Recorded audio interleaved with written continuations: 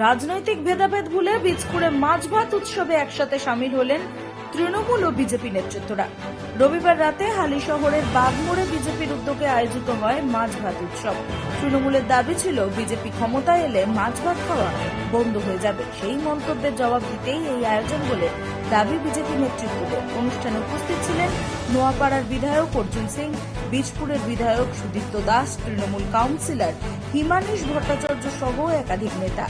বিধায়কের আহ্বানে সাড়া দিয়েই অনুষ্ঠানে যোগ দিয়েছেন বলে জানান তৃণমূল কাউন্সিলর হিমানীশ ভট্টাচার্য। অন্যদিকে বীজপুরের বিধায়ক সুদীপ্ত দাসের দাবি, মানুষের মধ্যে বিভাজন নয়, সম্প্রীতির বার্তা দিতেই এই আয়োজন।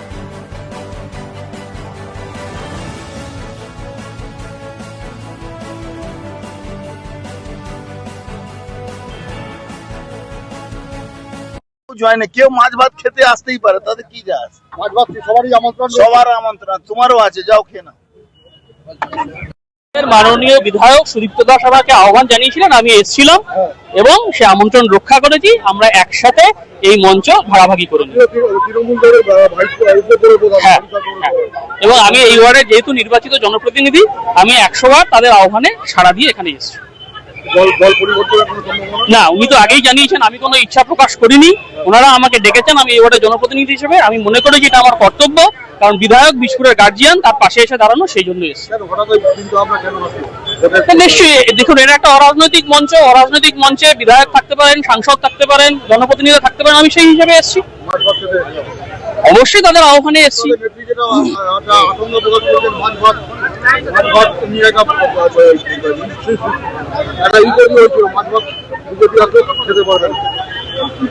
না, দেখুন, একটা কথা পরিষ্কার করি যে আমরা জনতার রায়কে মেনে নিয়েছি এবং জনতার রায়ে বীজপুর বিধানসভায় সুদীপ্ত দাস বিজয়ী হয়েছেন।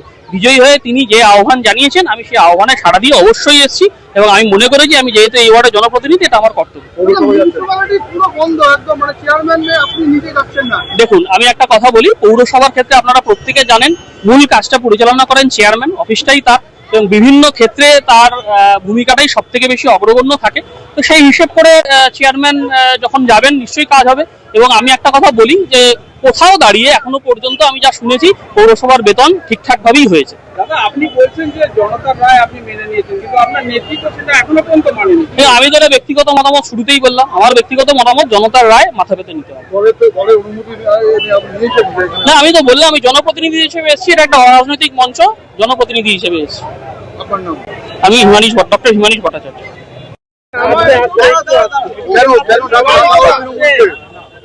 ডাকলাম হচ্ছে এটা দেখানোর জন্য যে কেউ বাঙালির মাছ ভাত খাওয়া বন্ধ করেনি। শুধু বন্ধ করেইনি এটাই নয়, বরং তৃণমূল বিজেপি একসাথে বাঙালি মাছ ভাত খাচ্ছে। বরং যে তৃণমূল বলেছিল যে বিজেপি এলে মাছ ভাত বন্ধ হয়ে যাবে, তাদের মুখে ঝামা ঘষে দেওয়া হলো। এটা তৃণমূল যা করেছে খুব থাকবে না। তৃণমূল যে অনাচার, যে দুর্নীতি, যে ভয়ঙ্কর কাণ্ড বিগত বছরগুলোতে করেছে, তাদের খুব স্বাভাবিক। তৃণমূলের লোকরা পাড়ায় পাড়ায় মার খাচ্ছেন, এটা অনেক। আমরা পার্টির নির্দেশে মঞ্চে ডাকলাম, তার কারণ এটা দেখানোর জন্য যে তৃণমূল বিজেপি আমরা সৌজন্য চাইছি, আমরা রক্ষা করছি তো তৃণমূলদের।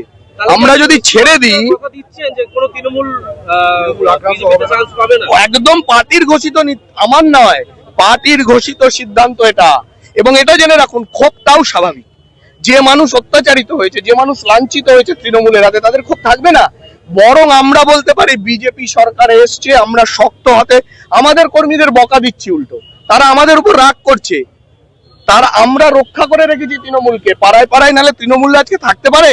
ভাবুন পরিবেশটা আমরা কোন জায়গায় নিয়ে যাচ্ছি। এটা ভাবুন, তৃণমূল জিতলে আজকে কি পরিবেশ হতো।